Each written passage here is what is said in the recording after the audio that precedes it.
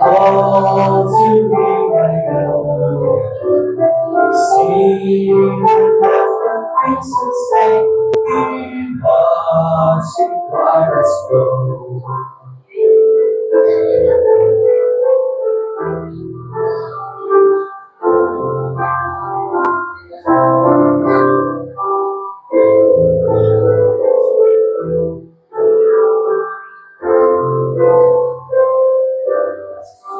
For nothing could by the grace of rain, I'll wash my garments white in the blood of countless men. Jesus paid it all to be like God. See that from crimson stain, He washed in Christ's blood.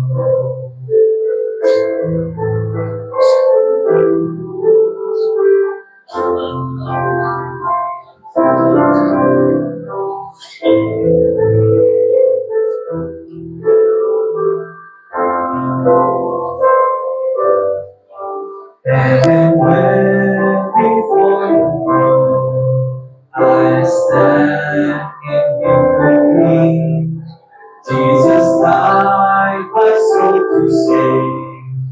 Salvation still remains. Jesus paid all to be my own. See the left of crimson stain, He washed in Christ's blood.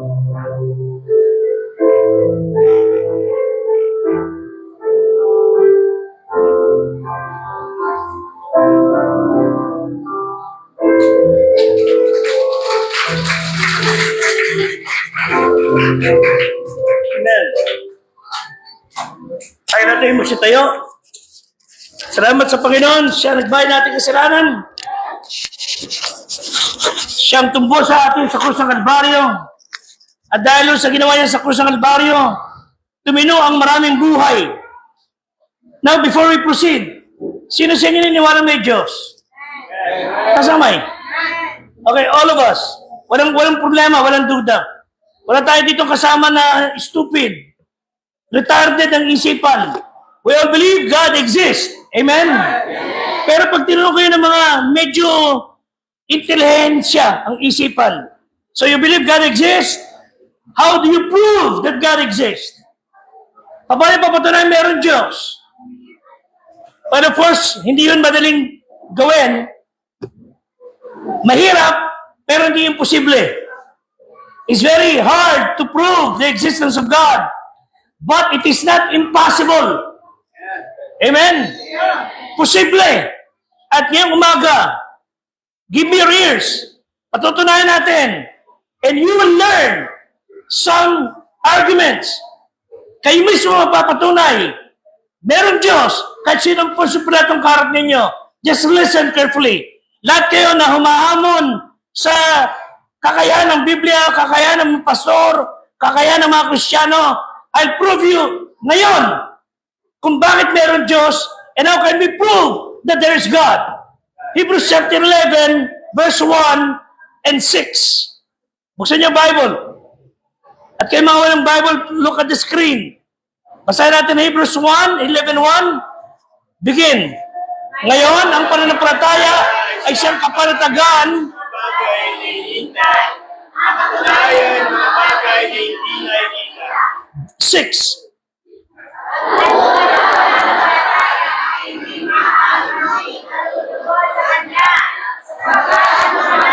Kasi dapat sumasampalataya kay Diyos, siya ang nagkakilay, isip at kanya'y nagsisihala. Salamat sa Panginoon. Tayo magsiupo. Pagpalain ng Diyos sa masalangit ang kanyang salita sa pangalan ni Kristo, ating Diyos at tagapagligtas. Is there God? Yes. And to prove it, we can by faith. Nung araw na napagkatuwa namin yung isang pangyayari sa buhay ng pastor. Kinuwento niya na isang araw gigiliti siya sa kanyang family dahil hinahanap niya yung ballpen na importanteng panulit niya sa kanyang mga ginagawang messages. Hinahanap niya, pinagtatatanong kung sino-sino at napagtanungan niya anak niya 2-3 taong gulang. Sino kuha ng ballpen ko? Sabi ng bata, ako sa tenga niyo. Sa tenga. Andi dito pa rin ballpen. Sabi na, napaya ang daddy niya at sabi nila niya, sino naglagay dito? Nagtawanan na lang kami. Sometimes when we became older, Mang Fred, Kuya Junior, pagka nagkakaedad, nagiging makakalimutin tayo. And it is not good na tayo nakakalimot sa maraming bagay, lalong-lalo na pagka Diyos ang kinalimutan. Kaya tayo nasa kawit ng wind na ngayon sa ating bayan, nagkakaloko-loko ang ating pagunlad. Walang pagunlad, lahat na nananakaw dahil wala silang kinikilala ng Diyos. They forget God. Ano po sabi sa Psalm 9:17? 9:17 ang awit. Di ba sabi ng Bible? Saan pupunta ang mga nakalimot sa Diyos? Binabaliwala ang Diyos. Basa.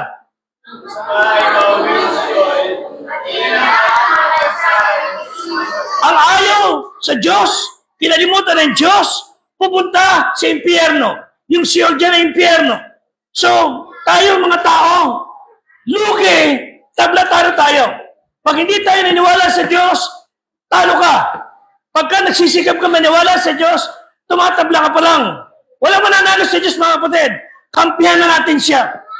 Amen? Kampihan nyo na si Kristo na ating Diyos at tagapagligtas. May dalawang bata, sobrang bully, pasaway, hindi naman sila masama-sama, pero makukulit, nang bubuli, nang aaway, siga-siga sa classroom, sa Christian school.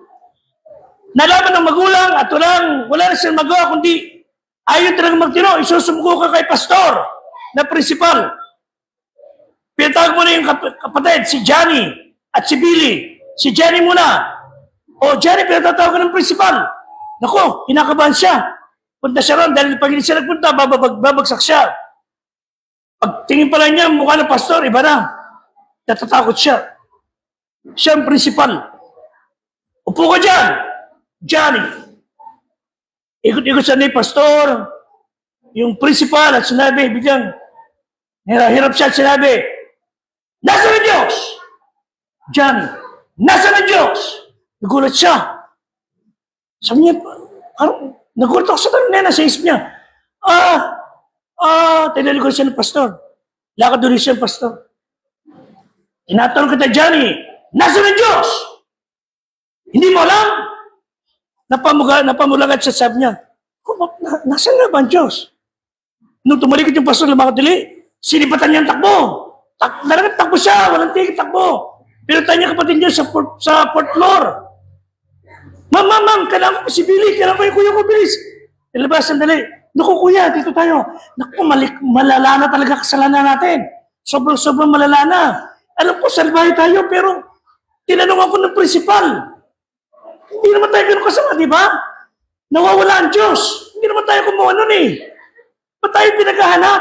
Tinatanong niya kung nasan ka. Sabi ko doon, hinahanap sa atin ng Diyos, Brad. Patay tayo nito. Hinika tuloy si Pedro. Pati Diyos ba naman nahanapin sa atin? Hindi mo tayo ganun kasalbahe. Ang tanong, does God exist? Yes. Amen? God's existence. Hebrews 11:6. Sabi ng Bible, kung walang pananampalataya, hindi maaaring maging karugod-dugod sa Diyos. Mga kapatid, listen. Kung kayo ay walang tiwala, hindi sumasampalataya sa Diyos, hindi kailanman siya matutuwa sa iyo. Ang puot ng Diyos ay nakalatay sa inyo, pero pag kayo may pananampalataya sa Kanya, sa pamagitan ni Kristo, nalulugod siya sa iyo. Bakit? Ang lumalapit sa Diyos, dapat sumasampalatayang may Diyos. Naniniwala ako may Diyos? Sabi ni isa, naniniwala ka may Diyos? Pedro? Yeah. Naniniwala ka talaga may Diyos? Yes. Kausap ko rin sa kanina eh. Pagkagising ko, kausap ko siya eh. Amen? Hindi kayo nag-pray bago pagkagising? Kausap ko siya. Lagi. Naniniwala ko may Diyos. Bakit? Kausap ko siya. Kanina lang sa panalangin. Kausap ko siya kahapon. Kanina madaling araw. Araw-araw ko siya kinakausap. Para sa pamilya, para sa kapatid, para sa gawain. I know God exists because He talks to me. Whenever I pray, I talk to Him. Whenever I read the Bible, He talks to me. Amen? Pag binabasa niyo Biblia, salita ng Diyos, kinakausap ka ng Diyos. Kaya lang minsan tayo mga tao, paking. Ayaw makinig. Pero tayong lumalapit sa Diyos, dapat sumumpatayang may Diyos. At siya bibigay ng reward. God exists. There are three things dito sa bagay nito sa verse na nagsasabi sa atin na tayo'y dapat mabuhay sa magitan ng pananampalataya. Ang Diyos po hindi mo kaya i-test. Ang Diyos hindi mo kayang hawakan, hindi mo kayang ilagay sa lalagyan o ilagay sa sulok. We cannot see, we cannot touch, we cannot hold God. But we know God exists. Hindi mo kailangan patunayan na wala siya o meron siya pag nahawakan mo siya. You don't need to touch Him. You don't need to see Him. Pero meron Diyos. Sabi ng mga atheist, walang Diyos. Ano nyo? Yan din sabi ng Bible. Sa mga mangmang, sabi nila sa kanilang puso, walang Diyos. Pero sa mga taong may pananampalataya, may Diyos. Amen? Sabi ng mga agnostic, imposibleng merong Diyos. Sabi ng mga politis, merong Diyos. Nasa lahat ng dako. Hindi tunay na Diyos yun. Pero mga Kristiyano, from our heart, mula sa ating puso, we know that God is real and He works in us. Siya ay kumikilos sa ating buhay. At tayo kulang Diyos, naku, napakalaki ng problema ng mundo kung hindi kami binago. Kung hindi kami binago, lalong konsumido ang Pilipinas sa mga tulad ninyo. Pero salamat sa Diyos. Ang Pilipinas na kinalalagyan nyo ngayon, matino kahit paano. Dahil kayo, hindi kayo problemado. Hindi kayo problema. Hindi kayo dudulot ng konsumisyon. Dahil may Diyos. We know that God exists. Kahit hindi natin sila nakikita ng ating mga mata, kahit hindi natin nakahawakan ng ating mga kamay, kahit hindi natin sila natidinig ng ating mga tenga. Dahil alam nyo bakit? Kawawa naman yung mga bingi.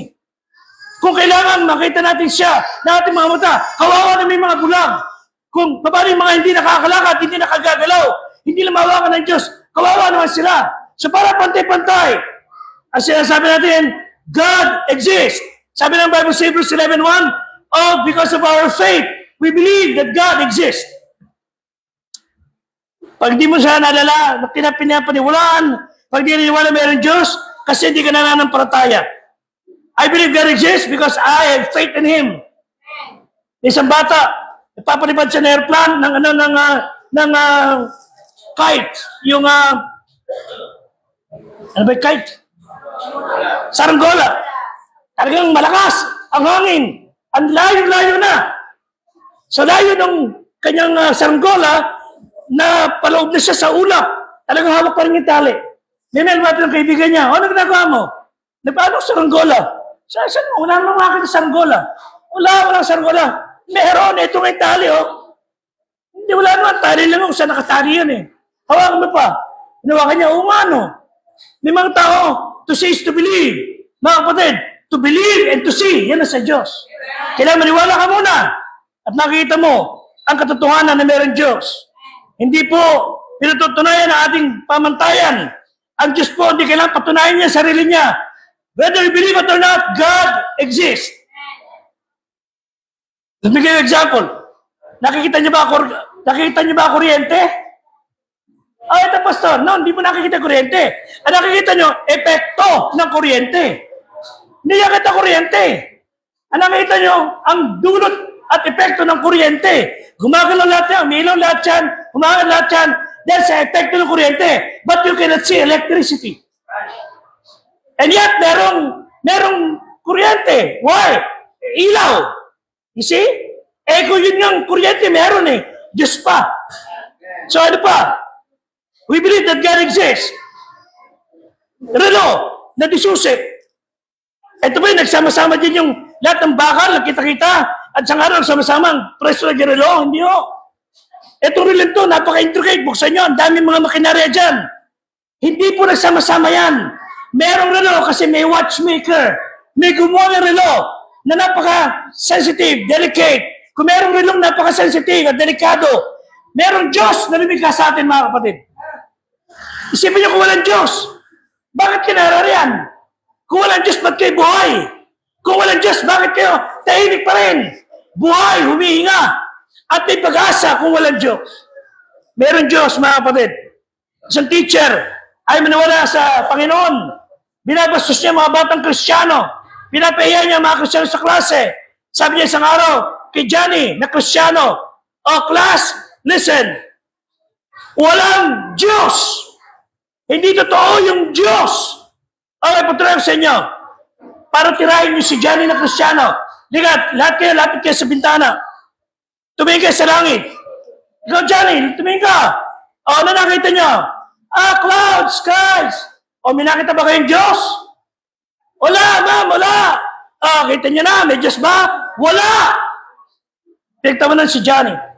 Si Johnny medyo napapahiya siya. Sumasakit ang kalooban niya. O, ba't nyo na sa upuan niyo? Hindi nakapagpigil si Johnny. Sabi niya, Ma'am, pwede mo magtanong sa kaklase ko? O, sige, ano tatanong mo, Johnny? Classmates, tingin kayo sa ulo ni ma'am. May nakikita ba kayo utak? May nakikita ba utak kay ma'am? Wala. Di wala utak si ma'am? Patay, hindi ko man din nakikita, wala na. Amen? Hindi ko man din nakikita, wala na. Hindi ko man din natutuntungan, wala na. Siniwala sa may Amerika. Sinaniwala may Amerika.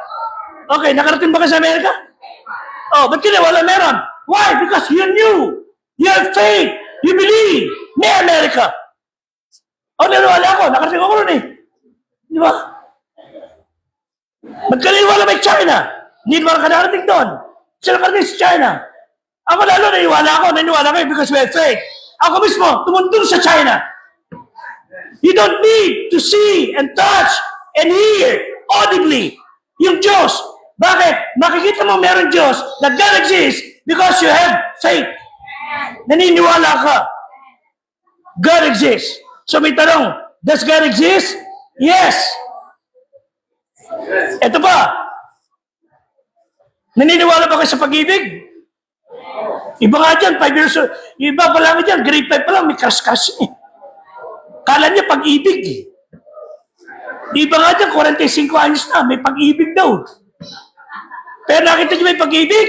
Hindi. Nadadama niyo. You know, I believe God exists. I can feel Him. I have faith in Him.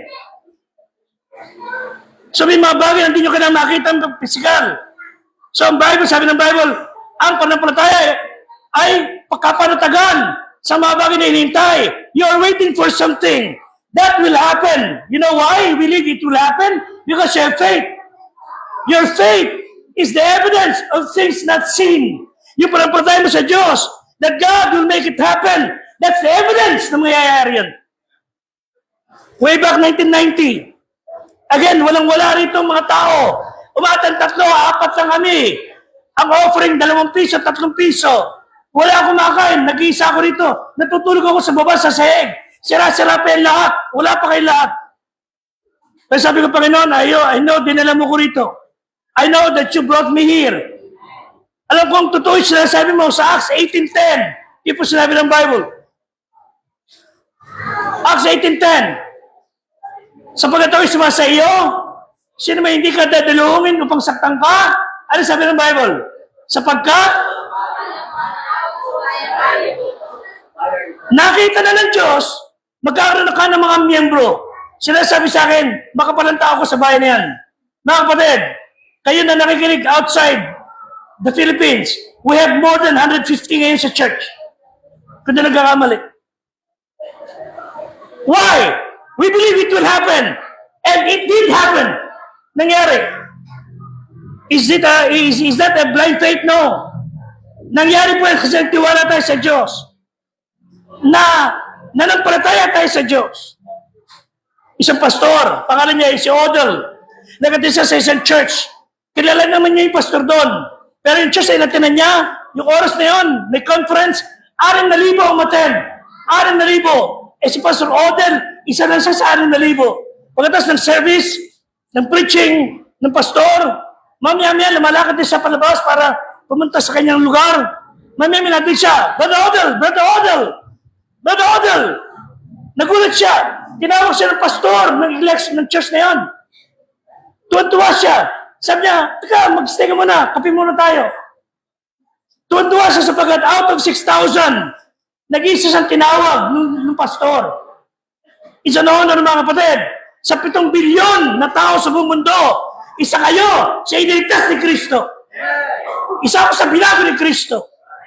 Ngayong umaga, kung kayo ay lalapit sa Panginoon by faith, kayo na alipin ng drug addiction, babae, alak, sugal, alipin ng masamang bagay, palalayain kayo ni Kristo ngayong umaga. Pagtiwalaan nyo na siya, God will save you and He will change you. Dito may mga adik tayong kilala na dating adik, nagbago buhay. Dati naninigirilyo, di ba Pedro? Naninigirilyo ka? Dati? Hanggang ngayon? Hindi na. Sino dito dati nagmumura? Sige, taas ang may, dati nagmumura. Hanggang ngayon? Hindi na. Di ba? Ibig sabihin, binago na. Amen? Unti-unti, babaguhin ka. Magbabago ka ba ng religion? No. Nagbago siya si Kristo. You know why? Because God exists. Ayun nagpatino kay Pedro, nagpatino kay Marvin, nagpatino kay Roger, ay siya rin magpapatino sa inyo kung papayagan siya kami sa inyong buhay. God will change you. Amen? Secondly, not only God's existence, God's earnestness. God's earnestness. Ano ibig sabihin? Taos pusong katapatan ng Diyos sa inyo. Ang tanong, ang Diyos ba nagmamalasakit sa iyo? Ay, listen, nagmamalasakit ba ang Diyos sa iyo? Yes! Kahit wala tayong panahon sa Kanya, kahit binabaliwala mo siya, kahit anong pagkamaganda buhay mo, ang swerte ko talaga. Napuri sa swerte. Pagka ikay nagkakamalas-malas sa buhay, sinasabi mo, Diyos ko, bakit mo ko ginagato? Siya sinisisi nyo.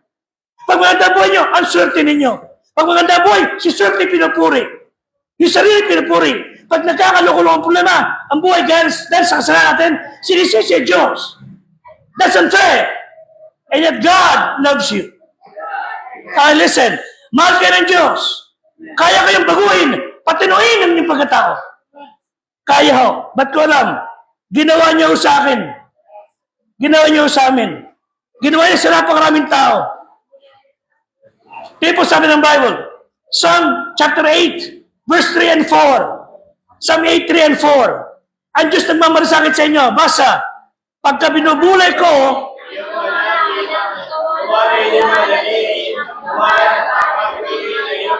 verse 4,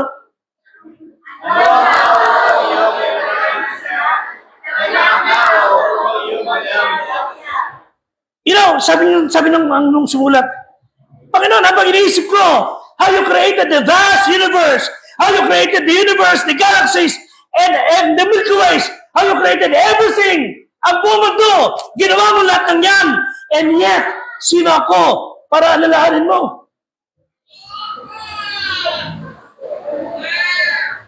Lord, ang dami mong ginawa. Pero bakit ako inaalala mo? You know why? Because God loves you. Nagmamalasakit siya sa'yo. At mga kapatid, nung si Kristo nakapako sa krus, 2,000 years ago, nung siya nagbabayad ng ating kasalanan, ibinigay niya kanyang buhay, tumatagal sa kanyang dugo, ang nasisip niya, kayo mga talasan na tayo. Because He loves you. He loves you. Doon ako'y pastor sa Quezon City. Sa dami ng tao sa Quezon City, milyon-milyon.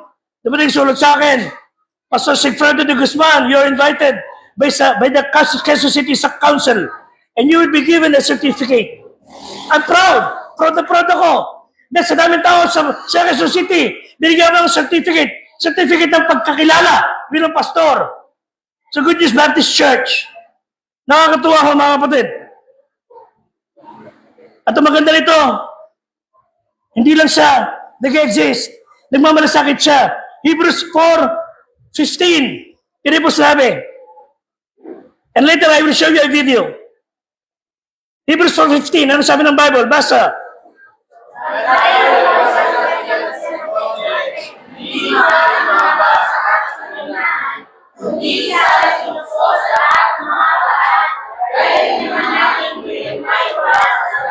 In short, ito yan. You have God, Jesus Christ. Meron tayong Panginoon na nadadama ang nararamdaman nyo. Yung problema ninyo, naiintindihan ng Diyos. Ano ang pinagdadaanan nyo? Sinasabihan kayong tao, daanan mo lang. Mga kapatid, si Kristo, hindi lang niya dinaanan, pinagdaanan niya at gagabayan kanya, aalisin kanya ron sa pusak at lubid na kasalanan. Tutulungan kanya, mga kapatid. Why? Because He cares. Out of 100 sheep, isa naliligaw. Iniwan niya 99. Hinanap niya isa. You know why? God cares. Na walang coin. Hinanap. Sa daming coin doon sa bahay. Hinanap ng tao. Why? Nagmamalasakit siya. Yung prodigal son, iniwanan ang magulang. Nilustay ang lahat ng yaman. Napunta sa kulungan ng baboy. Kinakain ng pagkain ng baboy. Pinuntahan ng mga sino inubos ang kanyang yaman. Dumating siya sa punto, Panginoon, patawarin mo ako. Uwi ako sa tatay ko. Magpapakababa ako. Malayo pa lang, nakita niya ang tatay, nakita siya ng tatay niya. Hindi siya inantayin pumunta. Sinulubong siya ng tatay niya. Niyakap siya. You know why? God cares. Are you listening? Nakikinig ba kayo? Ang Diyos nagmamalasakit sa inyo. Ngayon, gusto niya kayong baguhin. Gusto niya ligtas. Gusto niya kayong galing sa tuboy na walang hanggan. Pero kung di mo siya papayagan, you will die and go to hell. Ito na huling pagkakataon. Tanggapin niyo si Kristo. And finally, God's expectation. Ano naman ang inaasahan ng Diyos sa akin? Ano inaasahan ng Diyos sa inyo? Verse 6. 11 verse 6. Ano meron tayo dapat? Basa, Hebrews 11 verse 6. Basa.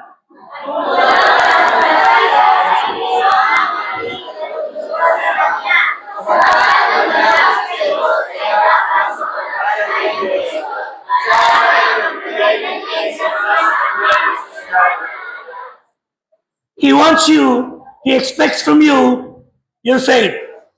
Magtiwala ka sa Kanya, pagtiwalaan mo siya, and then He will reward you. Gagantihan ka niya. Isang babae, noong April 2005, ang nakaabang na ikasal sa isang lalaki, one day, bago siya ikasal, nawala siya. Hinanap ko saan, hindi makita. Naging news doon sa lugar nila. Nawawala yung babae ito. After a year, nakita yung babae sa isang bayan. Tinanong siya, ano nangyari sa'yo? Ba't hindi ka nagpakita sa kasal? Sabi niya, kinakabahan kasi ko. Kinakabahan ako, natakot ako. Sabi niya, yun lang? Hindi ka nagpakita sa kasal? Mga kapatid, ngayong oras ito, ang pagitan lang ninyo sa impyerno at sa langit, yung kawalan nyo ng tiwala sa Diyos. Yung pagtanggi nyo sa Kanya at pagdududa nyo sa Kanya. Ang kailangan po ninyong gawin, ang kailangan natin gawin, ay sabihin sa Panginoong Diyos, Panginoon, gusto kitang makilala ng lubusan. Gusto kitang maging Panginoon. Revelation 3:20. Ano ginagawa ng Diyos ngayon? After He died, Revelation 3:20. After He died and rose again, ano nyo? Ano ginagawa ni Kristo? Basa.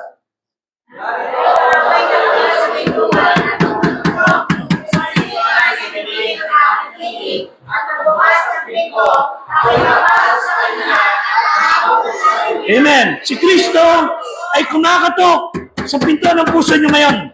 Kumakatok siya and He wants you to allow Him to enter your life. Kumakatok siya, alam nyo, hindi siya bastos. Hindi siya nananadyak ng pintuan. At ang pintuan yun, hindi kayang buksan sa labas. Kayang buksan yun sa loob. Ang magbubukas doon, kayo. Kailangan pagtiwalaan niyo lamang si Kristo. And He is knocking on your door. Johnny, Billy, Jose, Pedro, please allow me to come in. At papasok ko sa iyo. At tayo magsasama. Allow me to come in. Pag ngayong oras na ito, hindi mo siya pinapasok sa iyong puso. Pag ngayong oras na ito, pinalagpas mo pa. Hindi pangako sa iyo ng panahon. Bukas buhay ka pa.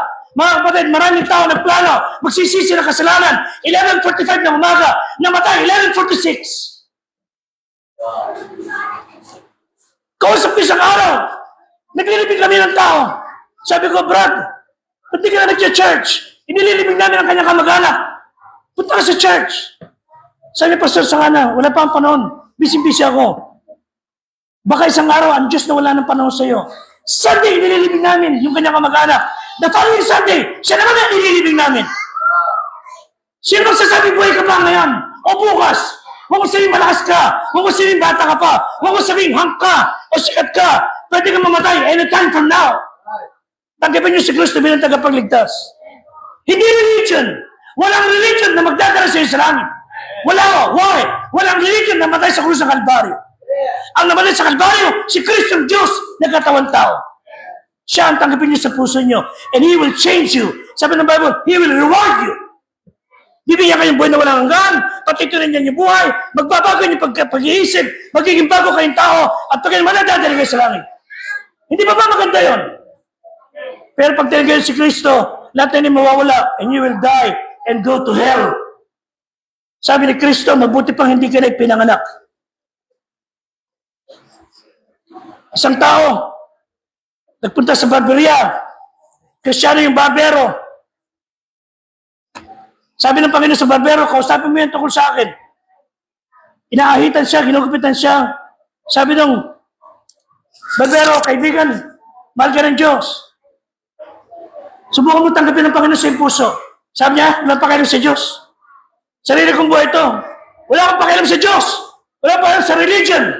Sabi ng barbero, hindi religion, sinasabi ko sa iyo. Hindi anumang bagay. Kailangan mo si Kristo tanggapin sa iyong puso. Sabi ko, totoo may Diyos. Ako totoo may Diyos. Bakit may nagnanakaw sa gobyerno? Ba't may masama mga tao? Pumapatay ng mga inosente? Ba't may mga bata? Hinayang magduso sa kalsada? Ba't may mga magulang? Binabaka ka ng mga anak? Kung meron Diyos, ba't pinabenta ng magulang ang hindi mga anak sa mga sasama? Kung meron Diyos, ba't nagdadrak sa mga bata? Kung meron Diyos, bakit may mga tatay? Binabago yung pamilya, yung pera, sa bibigyan pagkain, iniyak na alak. Kung may Diyos, ba't gano'n sila? Kung meron Diyos, ba't napakaraming tao kawawa? Walang pag-asa. Natigilan sandali yung barbero. Hindi niya naman gagawin. At sabi ng barbero, kaibigan, nakikita mo yung nasa labas ng barbero ng barbershop ko? Nakikita mo yung mahabang buhok na yan? Oo, kita ko. Ba't kaya mahaba buhok nila?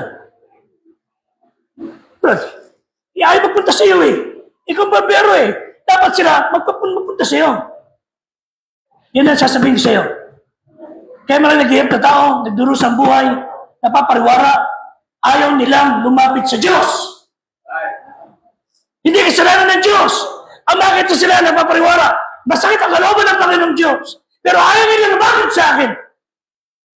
Mga kapatid, sabi ng Bible, ang taong may panampalataya, lalapit sa Kanya na may panampalataya. Hindi ka pipilitin ng Diyos. Kung pwede ka nagpitsaran ko sa Pedro, lumapit ka sa Diyos. Pwede, sampalin ko yan para lumapit sa Diyos. Hindi po pwede. Hindi po namimilit ang Diyos. Gusto niya makita niya kung saan lalapit sa Diyos. Ang tanong ngayon, handa ka ba lumapit sa Diyos? O tulad ka ng iba, natatalikuran ng Diyos at mamamatay, pupunta sa impyerno. Tayo natin tumayo. I'll show you a video later. Tayo tumayo mga kapatid.